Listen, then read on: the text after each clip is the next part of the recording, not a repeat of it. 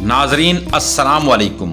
Qatar में Hamas की क़यादत पर इसराइली हमले ने खित्ते में कुशीदगी को खतरनाक हद तक बढ़ा दिया है और तजियाकारों का मानना है कि इसने न सिर्फ गजा में जंगबंदी की कोशिशों को तबाह किया है बल्कि उससे मशरिक़ वुस्ता में अमेरिका के किसी नए इत्तेहाद के इम्कानात भी मांद पड़ गए हैं। इसराइल का कहना है कि वस्ती दोहा में एक कम्प्लेक्स पर हमला दुरुस्त था। उस रिहायशी कम्प्लेक्स में हमास की मुज़ाकराती टीम मौजूद होती है। इसराइली वजीर आज़म बिन्यामीन नेतन्याहू के मुताबिक हमास की क़यादत पर हमला 2 रोज कबल यरूशलेम में 6 अफराद के कत्ल और 7 अक्टूबर 2023 को इसराइल पर हमले के जवाब में किया गया था। ताहम माहिरीन का कहना है कि कतर में इसराइली हमले के दूर रस नताइज देखने में आएंगे, क्योंकि दोहा पर ऐसे हमले की पहले कभी मिसाल नहीं मिलती।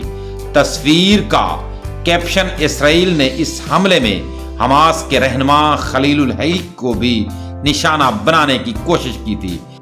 जंगबंदी के इम्कानात मानंद दी हैव लोअट मशरिक़ वुस्ता पर गहरी नजर रखते हैं और European council on foreign relations ECFR से मुंसलिक है। उनका कहना है कि हमास की मुज़ाकराती टीम पर हमले से गजा में जंगबंदी से मुताल्लिक अमरीकी हमायत याफ्ता मुज़ाकरात को शदीद धचका लगा है।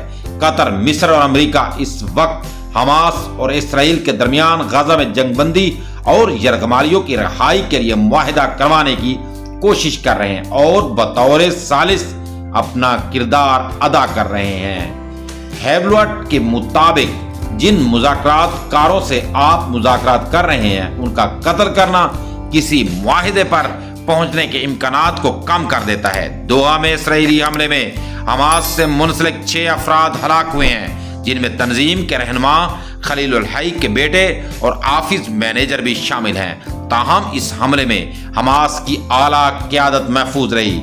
आसान अल्फाज में यूं कह लीजिए कि इसराइल ने हमास की मुज़ाकराती टीम को उस वक्त निशाना बनाया जब वो जंगबंदी से मुताल्लिक अमेरिका की तरफ से पेश की गई तजावीज़ पर बातचीत कर रहे थे। दोहा में हमास के रहनुमाओं पर इसराइली हमला जिसने सफारतकारी के दरवाजे बंद कर दिए। प्यारे दोस्तों, अगर ये वीडियो आपको पसंद है, वीडियो को लाइक करें, चैनल पर नहीं तो चैनल को सब्सक्राइब जरूर करें। वीडियो देखने का जरूर शुक्रिया।